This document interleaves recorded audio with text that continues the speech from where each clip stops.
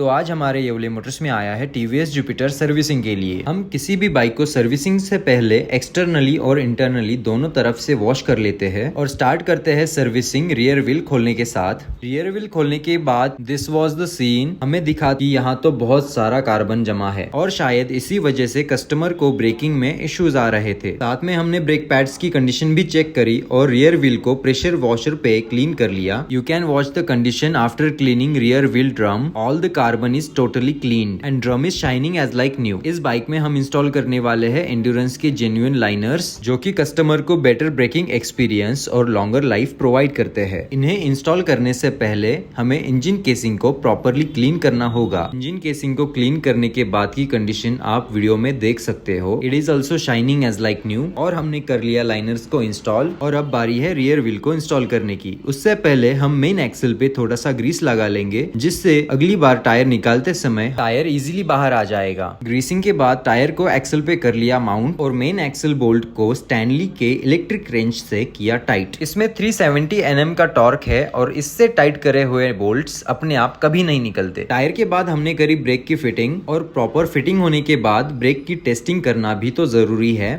तो टेस्टिंग भी कर ली। रियर व्हील का काम हो गया खत्म और अब चलते हैं एयर फिल्टर की तरफ। हमने इस बाइक में इंस्टॉल करा है टीवीएस का जेन्युइन एयर फिल्टर और एयर फिल्टर बॉक्स और कवर को प्रॉपरली वॉश करके सारे स्क्रूज को टाइट कर लिया और बॉडी पे माउंट कर लिया। अब सर्विसिंग है तो ऑयल तो चेंज होगा ही, इसलिए हमने ड्रेन बोल्ट खोल के पुराना ऑयल ड्रेन कर लिया। पूरा ऑयल ड्रेन होने के बाद हमने ऑयल बोल्ट को फिर से इंजन में फिट करके इंजन में हमने डाला इदिमित्सु 10W30 fully synthetic engine oil. Oil डालने के बाद हमने ऑयल लेवल भी कंफर्म करी। इस जुपिटर में स्पीडोमीटर केबल का भी प्रॉब्लम था और हम स्पीडोमीटर केबल चेंज करने वाले हैं। इसके लिए हमें दोनों मिरर्स और वाइजर के 4 स्क्रू खोल लेने पड़ेंगे। तब स्क्रू निकाल के हमने वाइजर को निकाला बाहर और सेफली साइड में रख दिया और पुराने स्पीडोमीटर केबल को एक्सट्रैक्ट कर लिया। अब हम इसमें करेंगे न्यू केबल को इंस्टॉल। इतना छोटा सा काम भी कभी कभी हेक्टिक हो जाता है, but no worries, it is the part of work. उसके बाद हमने फ्रंट व्हील को भी खोल लिया एंड कंडीशन आपके सामने है। इस व्हील के ड्रम में भी बहुत ज्यादा कार्बन जमा हो चुका था। इसे भी हमें प्रेशर वॉशर पे क्लीन करना पड़ेगा। क्लीन करने के बाद का व्यू बहुत ही सेटिस्फाइंग होता है। अब ड्रम के बाद बारी है ड्रम प्लेट को क्लीनिंग करने की, क्योंकि इसकी भी कंडीशन बहुत ज्यादा अच्छी नहीं थी, बहुत ही ज्यादा खराब हो रखा था। ये देख के कुछ अच्छा नहीं लग रहा था, तो इसे भी हमने प्रॉपरली क्लीन कर लिया। डीजल और प्रेशर वॉशर से क्लीन करने के बाद कंडीशन आपके सामने है। अभी बारी है लाइनर्स को क्लीन करके फिट करने की। ये सब करके हमने फ्रंट व्हील को भी अच्छी तरीके से फिट कर लिया। कॉम्बी ब्रेक्स की प्रॉपर सेटिंग भी करी और मेन एक्सल को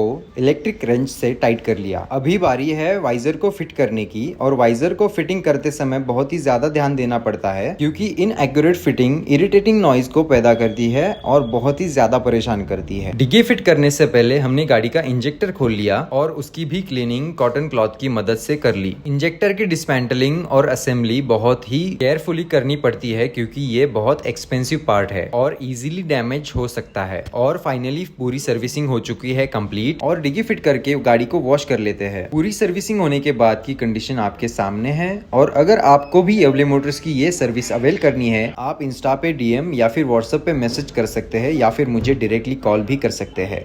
Yewale motors Pune Wagholi. Thank you so much for watching.